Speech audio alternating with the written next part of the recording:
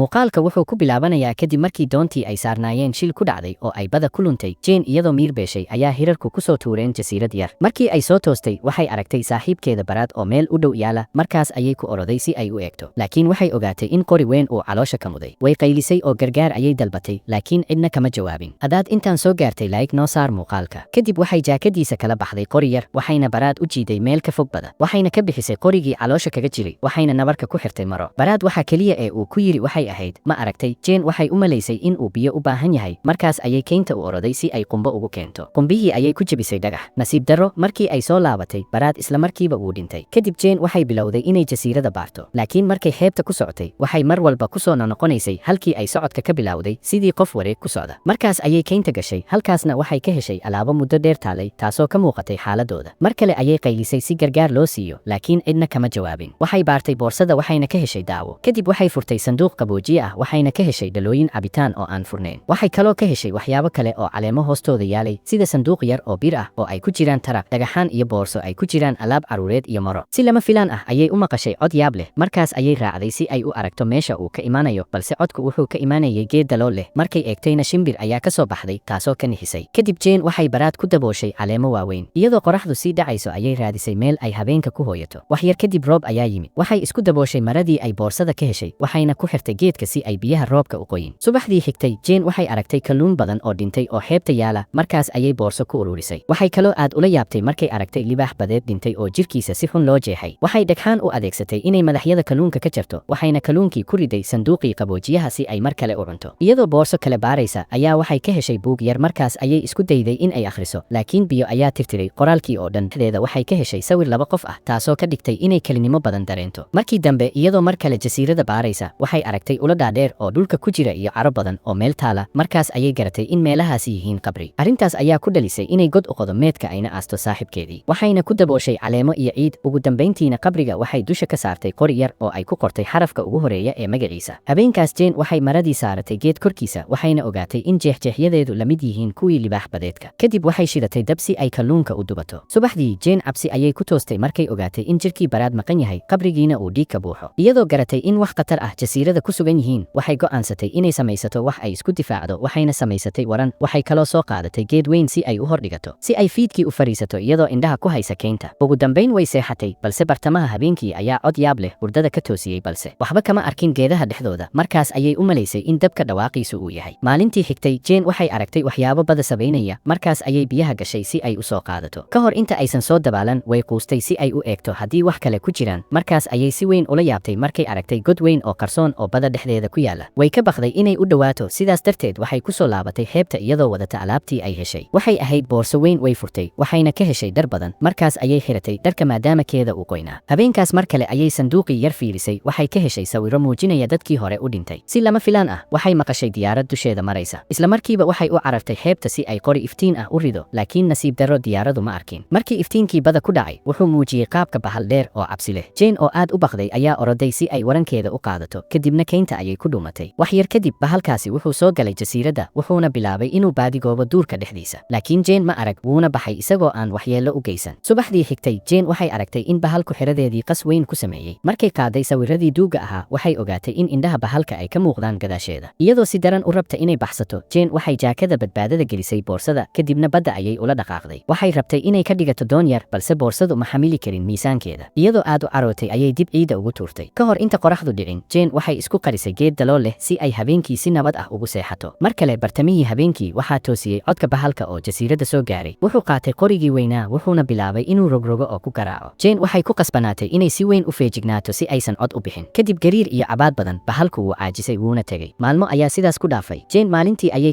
kalluumaysanaysaa si ay u noolaato, habeenkiina waxay ku dhuumanaysaa god si ay nafteeda u badbaadiso. Kadib markii ay wax badan ku celcelisay, ugu dambayntii Jane waxay ku guulaysatay inay waranka yar ku disho libaax badeed. Waxayna dhigtay geedka ka hor inta aysan seexan godka, laakiin weli waxay maqlaysaa bahalka oo libaax badeedka qaadanaya. Waqti kadib hirarku waxay xeebta ku soo tuureen jir qof kale. Markii Jane ay eegtay, waxay aragtay dhaawacyo wejigiisa ka muuqda oo uu sababay bahalka, lugana ma leheen. Waxay dhigtay geed agtiisa, kadibna godka ayay ku dhuumatay, laakiin markan waxay go'aansatay inay toosto si ay u aragto bahalka oo imaanaya. Bahalku si dhaqso leh ayuu jirkii qofka u qaatay isagoo bilaabay inuu cuno. Xilligaas Jane waxay maqashay diyaarad dusheeda maraysa oo way ku faraxday, laakiin ma bixi karin sababtoo ah bahalku wuxuu ag joogaa godkeeda. Markii uu heli waayey ayuu badda ku noqday, laakiin nasiib darro diyaaradii way ka tagtay. Maalintii xigtay, Jane waxay isticmaashay maradii si ay u samaysato meel ay seexato si ay ammaan u dareento. Hadda waxay bahalka ka arki kartaa dusha sare, waxayna ka badbaadi kartaa gaadashada bahalka. Habeenkaas, Jane waxay ku raaxaysatay hoygeeda cusub, laakiin nasiib darro waxay aragtay bahalka oo dhex socda buundooyinka. Si lama filaan ah ayuuna geedihii ay hoyga ka samaysatay u jajabiyey, taasoo Jane ka dhigtay in ay qayliso oo ku dagaalanto marada ilaa ay ka dhacdo. Markii ay dhacday, isla markiiba ayay carartay iyadoo bahalku daba socdo. Biyahana way dhex daaqaysaa si ay si dhaqso badan u dhaqaaqdo. Ugu dambeyntii, bahalku horteeda ayuu istaagay. Jane oo aad u baqday waxay ku tuurtay warankii ay samaysatay, laakiin bahalka ayaa ku tuuray dhulka. Mar kale ayay garaacday oo biyaha ayay ku dhacday, laakiin ka hor inta aanu dilin bahalka, geed weyn ayaa ka muuqday meesha oo bahalkii ka cabsiiyey wuuna baxay. Jane waxay go'aansatay in ay geedka fuusho oo halkaas ku seexato iyadoo roob xoog leh uu da'ayo, xitaa haddii ay tahay meel aan raaxo lahayn. Subaxdii, Jane waxay hubisay lugteeda waxayna ka heshay dhaawac xun. Markii ay dhaqday oo ay dhar cusub gashatay, waxay aragtay doon yar oo nolosheeda ku badbaadin karto oo badda dul sabaynaysa, waxayna gashay biyaha isla markiiba si ay u gaarto. Doonta dhexdeeda waxaa ku jiray 2 qof, waxayna ahaayeen saaxiibkeeda Lucas iyo saaxiibteeda Maya. Jane waxay ka caawisay inay xeebta gaaraan, kadibna dhammaantooda si adag ayay laabta isku geliyeen iyagoo aad u faraxsan. Kadib Jane waxay siisay raashinkeedii kayd u ahaa, kaasoo ah kalluun duban iyo cabitaan, waxayna isku dayday in ay u sheegto arrinta bahalka iyada oo ku adkaysanaysa in ay doonta ku baxaan. Waxay xitaa tusisay sawirkii oo u sheegtay geeridii Baraad, laakiin Lucas iyo Maya ma rumaysan. Waxay u maleeyeen in ay isku dhex yaacday oo maskax ahaan